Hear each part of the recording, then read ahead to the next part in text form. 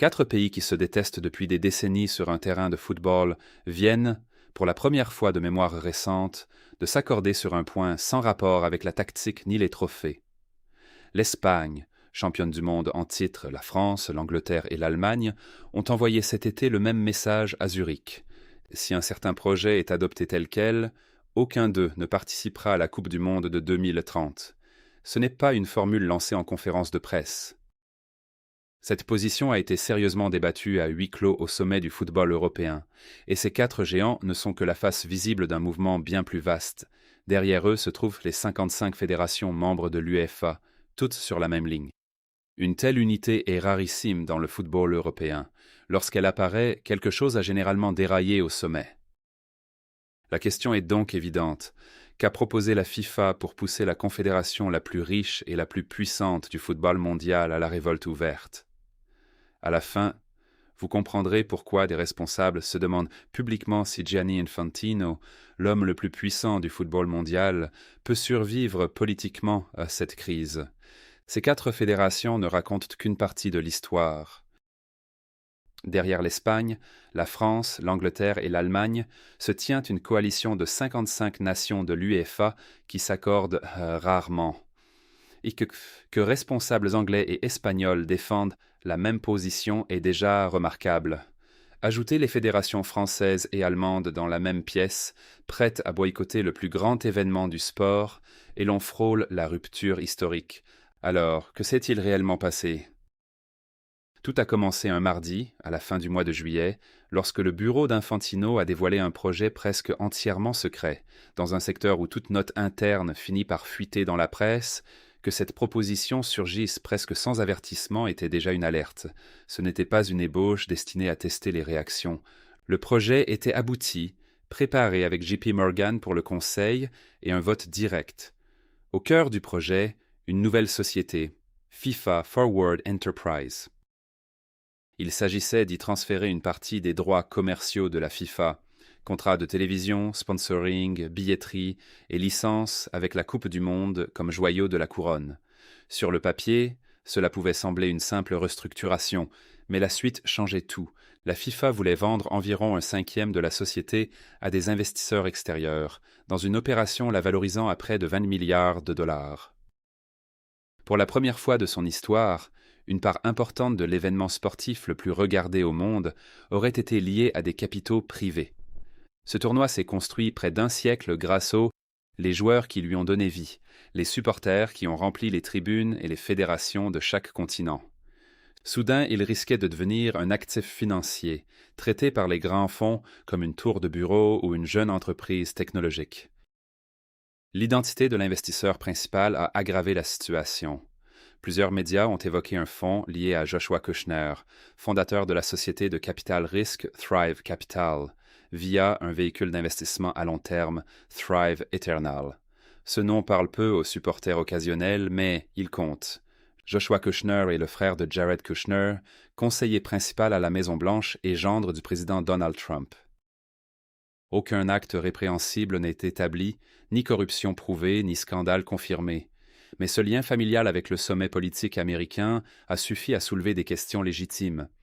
Une grande partie du football estime qu'un événement considéré comme patrimoine mondial ne devrait jamais dépendre, même indirectement, d'un investisseur aux liens aussi sensibles avec un gouvernement en exercice. L'argument de la FIFA mérite aussi d'être entendu. Selon Infantino, il n'a jamais été question de vendre la Coupe du Monde. L'opération devait créer de nouveaux financements pour développer le football partout. Et l'argument financier avait du poids. La FIFA affirmait que l'accord pouvait rapporter jusqu'à 40 millions de dollars à chacune de ses 211 associations membres au prochain cycle.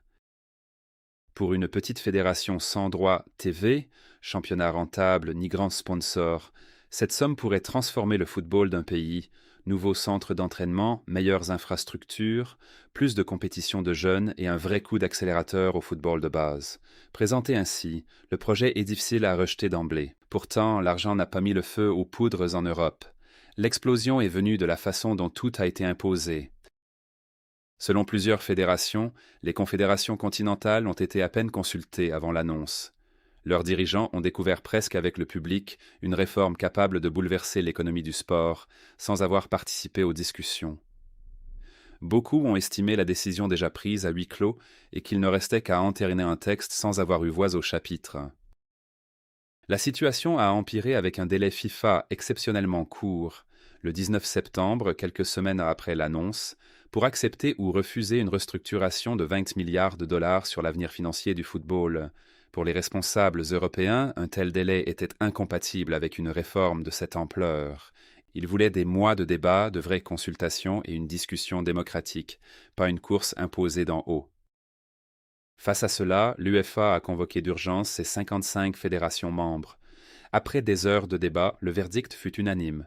Si le projet avançait sans modification, les fédérations européennes boycotteraient la Coupe du Monde de 2030 et toutes les autres compétitions FIFA. L'UEFA est allée plus loin. Elle a aussi exigé un engagement contraignant. La FIFA ne devra plus jamais ouvrir les droits commerciaux de ses compétitions à des investisseurs privés. Le message européen était limpide. La Coupe du Monde n'est pas un produit financier que l'on découpe pour le revendre. C'est un héritage construit près d'un siècle par des générations de joueurs et supporters, et cet héritage n'est à vendre à aucun prix. Là, l'affaire a cessé d'être européenne pour devenir un séisme mondial. La FIFA a tenté de présenter la réaction comme une colère européenne isolée, mais la suite a aussitôt détruit cette version. La première confédération à réagir après l'Europe fut la CONCACAF, qui représente l'Amérique du Nord, l'Amérique centrale et les Caraïbes. 41 fédérations avec les 3 co-organisateurs de la Coupe du Monde de 2026, les États-Unis, le Canada et le Mexique. Ces pays venaient d'organiser un mondial et connaissaient les enjeux financiers. Ils ont convoqué une réunion d'urgence. Sans menacer de boycott, ils ont sévèrement critiqué les méthodes de la FIFA, absence de vraies consultations, calendrier artificiellement raccourci et ce qu'ils ont qualifié d'échec flagrant de gouvernance. La Fédération américaine de football et Canada Soccer ont vite soutenu cette position, accentuant la pression sur Infantino, puis l'Asie est entrée dans la bataille de façon inattendue.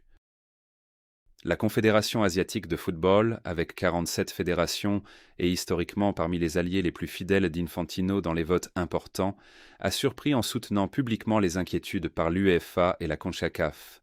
Sheikh Salman bin Ibrahim Al Khalifa, président de l'AFC, a jugé l'absence de consultation de la FIFA totalement inacceptable et averti qu'elle sapait les fondements du football continental.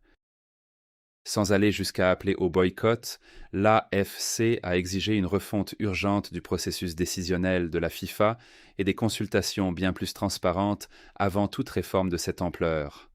Quand votre allié le plus fiable vous critique publiquement, c'est le signe le plus clair que quelque chose s'est brisé. 55 fédérations en Europe, 41 à la CONCACAF, 47 en Asie, soit 143 membres de la FIFA rejetant le projet ou exigeant son réexamen. Pour faire adopter une réforme, Infantino a besoin de la majorité des 211 associations membres. Ces 3 confédérations dépassent largement ce seuil. Beaucoup d'observateurs jugeaient déjà le projet politiquement mort avant même tout vote officiel. Des fissures sont aussi apparues au sein de la FIFA. Carlos Cordeiro, conseiller d'Infantino et représentant FIFA au groupe de travail de la Maison-Blanche sur la Coupe du Monde de 2026, a démissionné. Selon plusieurs médias, il aurait jugé le projet mauvais pour le football et encouragé d'autres responsables à le dénoncer. Voir un proche collaborateur quitter le navire alors que la réforme la plus ambitieuse de la présidence d'Infantino était attaquée de toutes parts envoyait un signal dévastateur. Le directeur des opérations Kevin Lamour est allé plus loin en affirmant que le personnel avait été trompé sur l'élaboration du projet et qu'il devait être abandonné. Pour Infantino, le signal au football mondial pouvait difficilement être pire. Cette affaire n'a jamais été seulement sportive, et Washington l'a vite compris. Le représentant Jamie Raskin, principal démocrate de la commission judiciaire de la Chambre des représentants, avait ouvert, avant la fuite, une enquête sur les liens entre la FIFA et l'administration Trump, allant des cadeaux au président au registre de visiteurs du siège de la FIFA à Miami et de son bureau dans la Trump Tower. Quand le lien Kushner est apparu, Raskin n'a pas retenu ces mots. Il a qualifié la FIFA, citation, d'entreprise corrompue de raquette préférée de Donald Trump dans le sport mondial et accusé Infantino de ce qu'il a appelé un triplé de rétrocommission, ajoutant un accord de plusieurs milliards avec le frère de Jared Kushner à sa relation déjà étroite avec la famille Trump. La commission de Raskin n'a actuellement pas la majorité pour imposer des témoignages ou assignations, mais cela pourrait changer selon le résultat des élections de mi-mandat de novembre. Le calendrier coïncide presque avec l'élection présidentielle de la FIFA prévue en mars prochain. Les gouvernements européens ont réagi aussi vite. Le Premier ministre britannique Andy Burnham est devenu le premier grand chef de gouvernement à déclarer que la Coupe du Monde n'était, citation, pas un produit, avant d'exiger la démission d'Infantino. Selon lui, présenter ce projet prouve qu'Infantino n'est pas l'homme qu'il faut pour diriger l'organisation. Emmanuel Macron aurait téléphoné directement à Infantino, appelant, selon ses mots, à l'unité du football mondial et mettant en garde contre l'aggravation des divisions. La ministre française des Sports, Marina Ferrari, a ajouté que le football n'était tout simplement pas à vendre. Le Premier ministre canadien Mark Carney a déclaré ne pas faire confiance à Infantino et qualifié le projet retiré de fatal pour la confiance dans la FIFA. Le ministre allemand de la Culture Wolfram Weimer a affirmé qu'Infantino avait gravement nui au football et perdu la confiance de la communauté du football européen. Même le commissaire européen au sport Glenn Mikalev a alerté sur les dangers de mélanger le pouvoir réglementaire de la FIFA et des intérêts financiers privés. Sous la pression de presque tous côtés, Infantino a cédé. Le dernier vendredi de juillet, la FIFA a officiellement abandonné la proposition. Infantino a expliqué que le projet avait créé des divisions qui ne servaient plus son objectif de développement et d'unité, mais le retrait du plan n'a pas mis fin à la crise. Il a ouvert un chapitre encore plus chaotique. L'UEFA a accusé Infantino d'un accord, selon elle, minable, opaque et négocié en coulisses, et déclaré avoir perdu confiance dans sa direction. Au lieu de lever ses objections, l'UEFA a envoyé des notifications juridiques à Infantino et Joshua Kushner, exigeant de conserver tous les documents du projet, dossier du conseil, modèle financier, évaluation, documents de conditions et toute correspondance avec des responsables FIFA ou JP Morgan. Elle a averti que détruire ces pièces pourrait constituer une destruction ou altération de preuves. C'est le langage d'une organisation préparant un contentieux, pas prête à tourner la page. Les conséquences ont continué à s'étendre début août. Une fédération européenne après l'autre a commencé à retirer son soutien à la réélection d'Infantino en mars prochain. La Finlande a retiré son appui la première. Le pays de Galles a suivi quelques jours plus tard, invoquant des échecs de gouvernance et de direction. La Serbie et la Suède ont retiré leur soutien la même semaine. La Grèce a informé la FIFA qu'elle ne soutiendrait pas un 4e mandat d'Infantino. La fédération anglaise, bien que sa présidente siège parmi les 8 vice-présidents de la FIFA, a retiré son soutien, estimant que les excuses d'Infantino n'avaient rien changé. La Croatie, l'Albanie et la Roumanie ont suspendu leur appui ou indiqué ne plus faire confiance à sa direction. Liz Klaveness, présidente de la Fédération norvégienne, a déclaré clairement qu'il n'y avait, citation, « aucun retour possible pour Infantino ». La légende portugaise Luís Figo, aujourd'hui conseiller de l'UEFA, a écrit dans une tribune « Les problèmes de la FIFA pourraient les remplir 10 000 mots, mais que la solution n'en demandait que 3. Infantino doit partir ». Mais tous ne se sont pas retournés contre lui, et la carte politique devient intéressante. Le Qatar, les Émirats arabes unis, le Maroc, l'Égypte et plusieurs fédérations d'Afrique et d'Asie, notamment les Comores, le Nigeria, l'Ouganda et la Gambie, ont réaffirmé leur soutien à Infantino après le retrait. Le Mexique a été le seul pays hôte de la Coupe du Monde de 2026 à rester derrière lui. Aux États-Unis, Trump a lui-même défendu Infantino, qualifiant de terrible erreur toute tentative de l'écarter et saluant sa gestion de la Coupe du Monde de cette année. Cette fracture montre qu'il ne s'agit pas seulement de l'Europe contre le reste, mais d'une division entre fédérations dépendantes de l'argent de développement de la FIFA et celles assez riches pour s'en passer. Il existe aussi une couche plus trouble, plus proche de la rumeur que du fait. Des tabloïds britanniques ont affirmé qu'Infantino avait plusieurs fois tenté de joindre le président Trump par téléphone après l'échec de l'accord pour obtenir un soutien politique. Des discussions avec Marco Rubio auraient aussi été prévues, mais le département d'État a nié qu'un tel appel ait été prévu et la FIFA l'a qualifié de fausse. Sky News a aussi rapporté que la FIFA avait envoyé à des fédérations alliées des lettres préécrites soutenant la réélection d'Infantino et qu'Infantino aurait offert au Maroc la finale de la Coupe du Monde de 2030 en échange d'un appui à sa campagne. La FIFA a démenti, parlant d'informations fausses et trompeuses, tandis que les fédérations espagnoles et marocaines ont nié connaître une telle offre. Ces allégations restent non confirmées et contestées, mais leur diffusion montre combien la confiance dans la direction de la FIFA est devenue fragile. Pour reprendre le contrôle, Infantino a convoqué une réunion de crise avec de hauts responsables FIFA au Maroc début août. Après la réunion, la FIFA a dit que sa direction avait réaffirmé son soutien à Infantino, reconnu des erreurs dans sa gestion, promis un examen interne au Conseil de la FIFA et assuré, citation, ne plus tolérer d'attaques contre son intégrité. L'UEFA n'a pas cédé. Elle a déclaré que la réponse de la FIFA ne changeait rien et que ses conditions pour lever la menace de boycott, notamment une garantie contraignante qu'une initiative semblable ne serait plus jamais tentée, n'avaient pas été remplies. FIFPro, le syndicat mondial des joueurs, a lui aussi accentué la pression, affirmant que retirer simplement la proposition ne corrigeait en rien les défaillances de gouvernance qu'elle avait révélées. Le syndicat a réclamé des réformes structurelles, dont un véritable droit de vote pour les représentants des joueurs au Conseil de la FIFA.